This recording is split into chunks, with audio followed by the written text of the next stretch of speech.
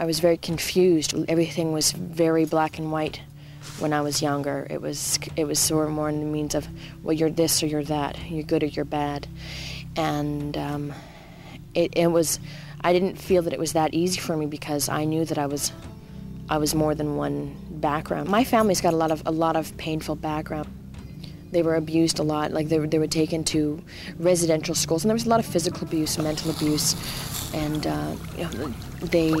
they were stripped and washed of their culture. Because of that, there was a lot of drugs and alcoholism, and so I wasn't exactly proud. I wasn't proud of my family. One particular uncle, my Uncle Jamie, unfortunately, he just happened to sort of really fall. His spirit was damaged a lot in his past. You know, he didn't have a way to let go of any of his pain, so he did a lot of drugs, a lot of alcohol. He was a junkie. You know, anything he could get his hands on is what he did, and it was all over his face. You could see the amount of pain that it was everywhere. He was a very sad and a scary looking guy. He was scary looking because of my skin tone. It was constantly verbally expressed with me how much, you know, how dirty Native people were, how drunk they are, how bad they are. You know, and these are things I heard all the time because, I mean, my skin color's, it's pale, my hair color's red, it's curly, it's wavy, and so a lot of the times, you know, I'll be like, no, you're one of us, look at those Indians. And it was hard. And so I was ashamed to admit to these people, you know, at such a young age that, well, that's part of who I am. That's me. I was afraid to tell them that I was, or I am, that I'm Native, because I was afraid. I was afraid that they would think the same of me. That I'm a chug, you know, that I'm going to grow up to drink and be on welfare and live on Skid Row. That was the stereotype.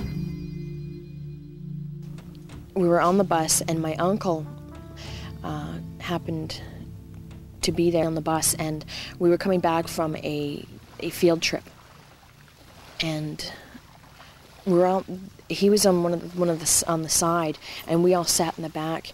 And I remember everyone that was on that bus, everyone was laughing at him. You know, some people were poking at him because he looked like he was passed out in his seat. His head was down. He had a pair of sunglasses on because he had big bruises in his face, a lot of scars on his face, lots of scars. He looked like your typical Hastings bum. You know, he smelt really bad, and all of these people, including my teacher, were making remarks about this guy. And you know, the kids were all like, "Oh, he's an Indian. That's what Indians look like." And I remember feeling it inside. I was like, "What?" You know, I felt like I was torn. I wanted to tell them that he was my uncle, but I was afraid to. I didn't know what judgment they would put on me if I did that. I didn't know what to say to these people. And I remember feeling a lot of humiliation and a lot of pain inside, because I knew that he was awake when these people were laughing at him and poking at him. And I was young. I didn't know what to say to them. So I was in this situation where I thought to myself, what do I do? This is my uncle. These are my friends, and I didn't understand why my teacher was allowing this to happen. And inside, I was full of a lot of rage and confusion, and I started to cry, and I didn't know what to say to my teacher, but I just said to them, you know, this is my uncle. And I was like, don't poke at him, don't tease him. This is my family. And I said, if you do this to him, I said, I didn't know what to say to them. I just was like, you leave him alone. Like, he's gone through a lot, and I don't want you to do that. And my uncle started to cry, and he was drunk, and he was just like, right on, Michelle. He started to laugh. I just felt this sort of this, you know, I felt this really horrible but yet comforting sort of understanding inside. This was my time where I had to say, I had to stand up for myself and say this. And at that given moment, I knew who I was. I know who I am. I'm multiracial, and that was my moment that I had to accept that. And I had to accept my heritage, and I had to accept who I was, that I'm Native, Scottish, and Irish. Me.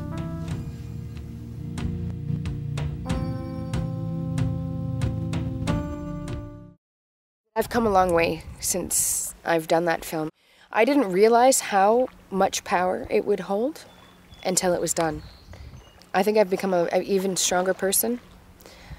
I feel like I've dealt with a lot of my internal problems. I was able to sort of heal those things because I opened up. I cracked the shell. Of course, when you actually screened the film, oh well, that was scary. That was really scary for me because that meant the world was going to judge me or something, and that was a really hard thing for me to do because it was my first film was a very healing experience. It was a very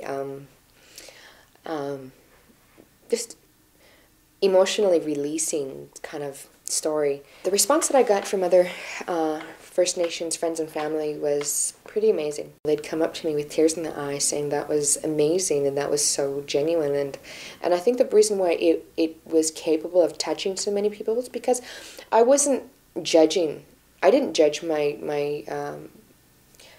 peers, you know, that did that in grade 4, you know, because I didn't feel that was necessary. You know, I didn't call them, you know, all those non-natives are so racist. They did this, they did that, and you better change. And you know, my film wasn't about that. It was just about what it was like for me experiencing their, for lack of a better description, their ignorance.